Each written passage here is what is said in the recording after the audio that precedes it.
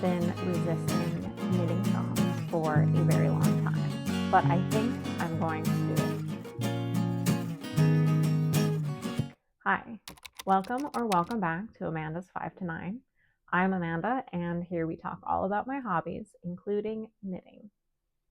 Today, I am going to start a project blog for something that I never really thought that I was going to take on, which is knitting socks. So primarily, I am a garment knitter. I like working with big circumferences rather than small ones. And I feel like the socks that you buy in the store just seem to be more durable to me from what I've read. So it didn't really make sense to me to spend such a long time knitting something that is going to possibly not last in the long run. And I think that is a large part of why I like to knit, because a lot of my hand knit sweaters will get a lot more wear and are more durable than ones that you might buy in the store. However, 2 years ago, I went with my family on a cruise to Alaska, and I fell in love with some of these hand-dyed skeins there. And when you're working with indie hand-dyed yarns, it is quite expensive if you're going to buy a sweater quantity. And in addition to that, I just did not have enough space in my suitcase. So I allowed myself to buy 2 souvenir skeins through the ports. I think one was in Skagway and another might have been in Juneau, and I'll put the information here. And then when we landed in Seattle, I was so ready to cast on some socks that I even bought a sock blocker from a yarn shop that they had in Seattle. But then I came home, and the idea of casting on something so small seemed so daunting to me that these 2 skeins have stayed in my yarn stash for the last 2 years. And I've thought about attributing them to different projects, but I could never really find the right ones. And I kind of thought it was a waste to put them together to make a beanie, because I think that hand-dyed yarns should really be able to shine in their own right. And I have recently been watching a lot of videos where people are talking about how much they love to make socks. And I just thought, as a general overall knitter, I should give it a try at least once. Although I love knitting sweaters, I can also see the appeal in having a project that you can take on the go. So we're actually going on a trip in the next couple of weeks, and I think it would be really nice to be able to bring something really small that I can transport and just work on here and there.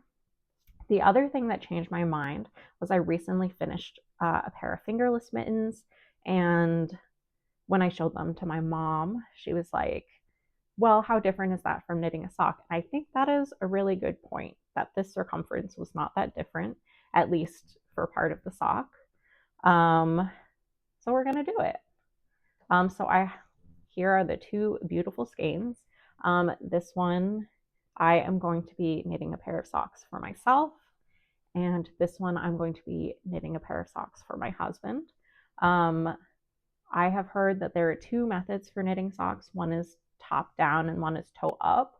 And I plan on trying both of these methods with these 2 skeins. So I think that will be a great introduction to see what I like, and who knows, maybe I will fall in love with it.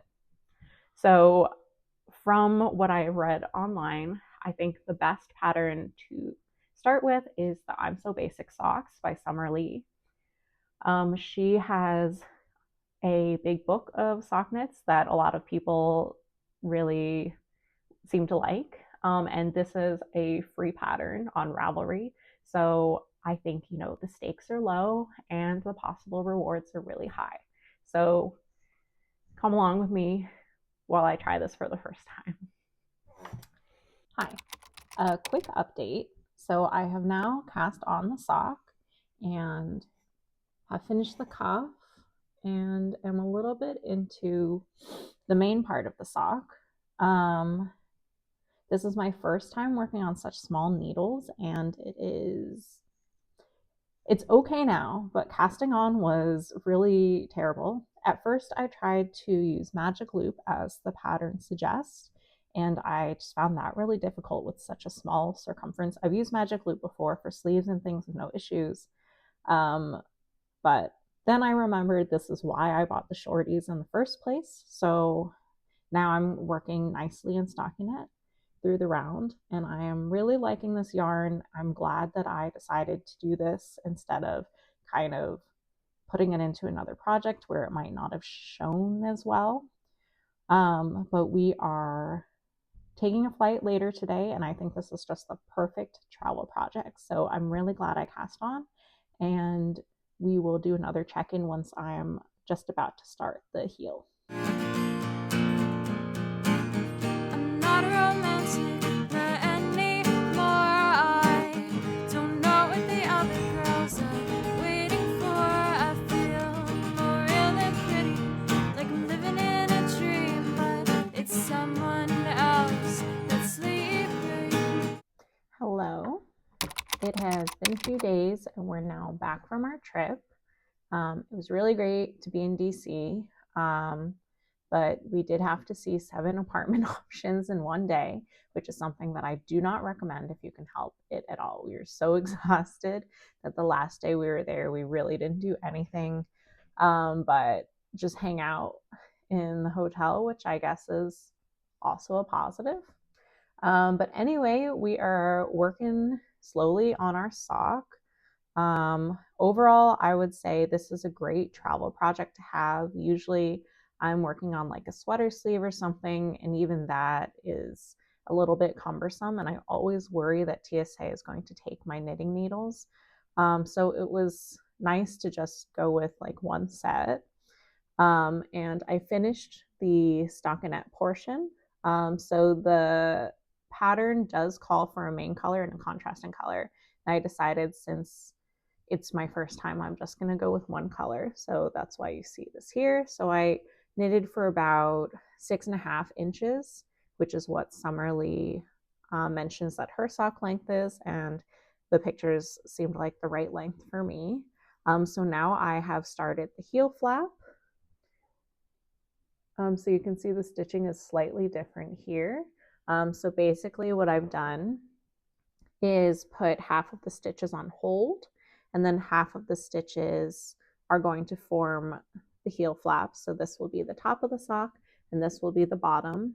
Summerlee has great tutorial videos for this sock pattern, which I did reference because I found it a little bit confusing. At first, I thought it was just kind of like a German short row here, based on the instructions in the pattern.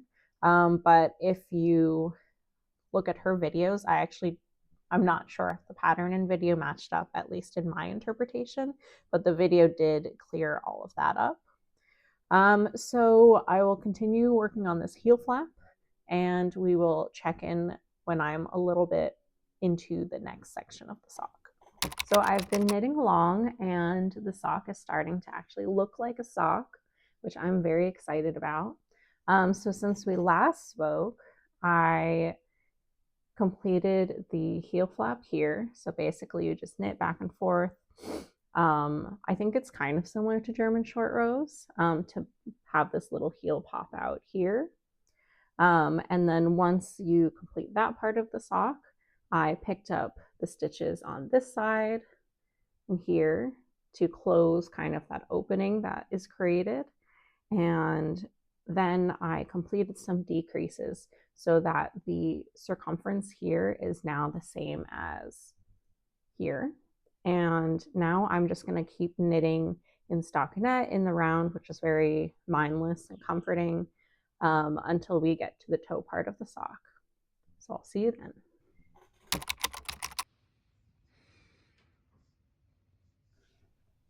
Hello, time for another sock update.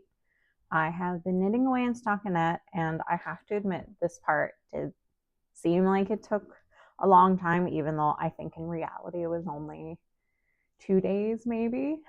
Today's Valentine's Day, so we are just about to head out to a Valentine's Day brunch. But I thought I would just show where we are. So we almost have a sock. So I'm just about to start the toe decreases to close up the sock. Essentially, I have been just trying it on. And when this bit reached kind of like the tip of your or the start of your toes, which is where you made the initial measurement to decide your size, then the pattern says it is time to start the decreases, which I'm very excited about. I do worry that, I don't know, maybe it was the way that I measured my foot. I think these might be a little bit too big, or maybe it's just my preference to have like socks really skin tight. But I think worst comes to worst, we will block it out and maybe my husband will wear these instead. And when I cast on the second skein, it'll be a smaller size. Yeah, I'm going to start the decreases and hopefully we will have a finished sock soon. And then we have to do it all over again for the second one. And I'm actually really worried about second sock syndrome, similar to second sleeve syndrome, where you just kind of put it away and don't finish it because it's kind of daunting to have to do it all over again. But hopefully it will go smoother since we've already completed one.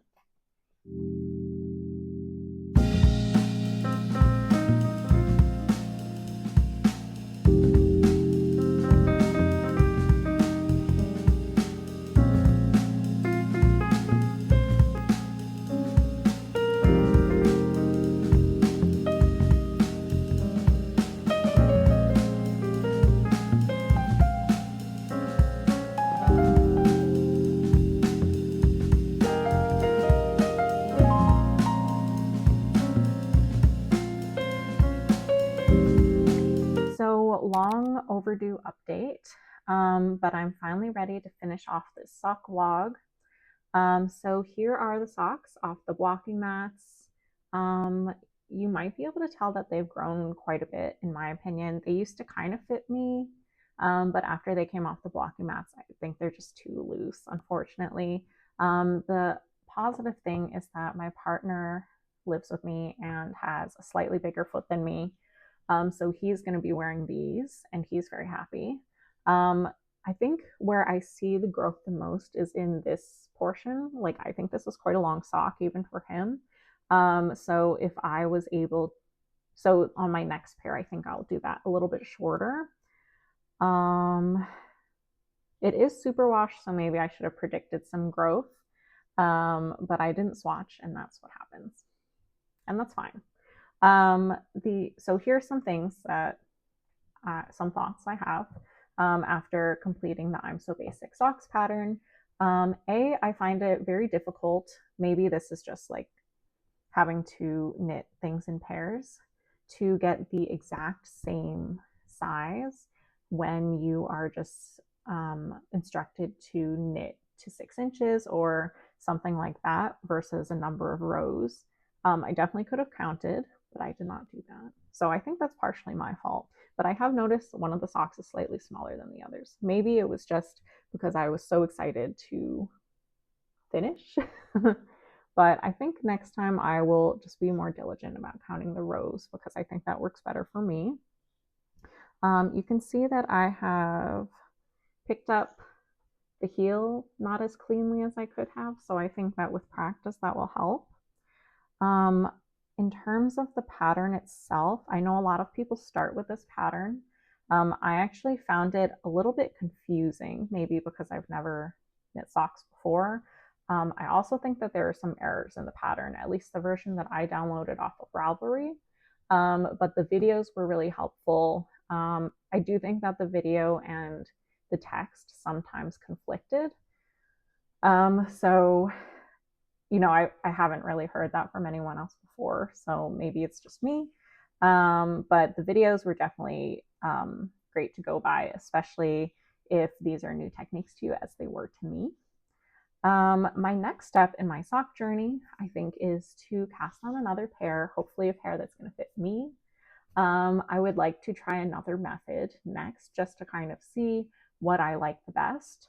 So next, I'm going to try the afterthought heel method, where you basically just knit a really long tube and then add the heel on later. I'm going to size down. I think that seems wild to me because these socks were knit with 2.25 millimeter needles, which are the smallest ones I've ever used.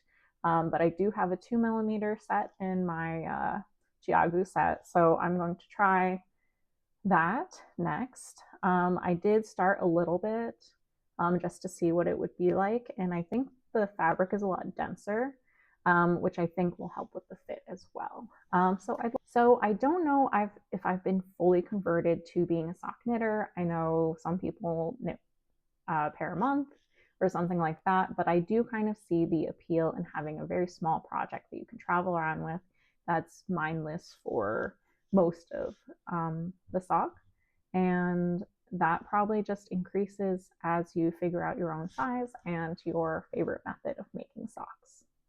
Anyway, thanks so much for following along on my sock slash knitting journey. If there are other new sock knitters, I would love to hear about your experiences with this pattern or others you'd recommend. Thanks for watching, and I'll catch you in the next one. Jeans tie, I follow the highlights. I stay out the whole night for you. You, since you're never sleeping.